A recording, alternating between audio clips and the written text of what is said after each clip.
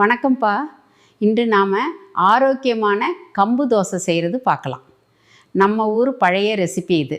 இதுக்கு கம்பு 3 cup, சிவப்பரிசி 1 cup, உளுத்தம்பருப்பு 1 கப்பு, வெந்தயம் கொஞ்சம், அவல் 1 கைப்பிடி. இவையெல்லாம் தனித்தனியாக நன்றாக கழுவி 5 மணி நேரம் ஊற வைக்கணும்.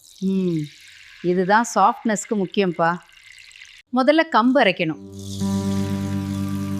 அப்புறம் அரிசி, பருப்பு, வெந்தயம், இப்போ உப்பு சேர்த்து நன்றாக கலக்கணும். கொஞ்சம் நேரம் வச்சா இன்னும் நல்லா வரும். இப்போ இந்த மாவை இப்படி எடுத்து சூடான தோசைக்கல்ல போடலாம். மெல்ல மெல்ல சுற்றி பரப்பணும். கொஞ்சம் எண்ணெய் விட்டு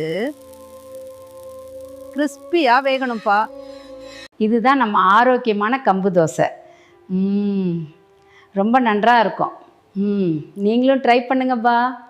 பழைய ஃபுட் ஸ்டைல் தான் நம்ம ஃப்யூச்சர் ஹெல்த்ப்பா, மறக்காதீங்க.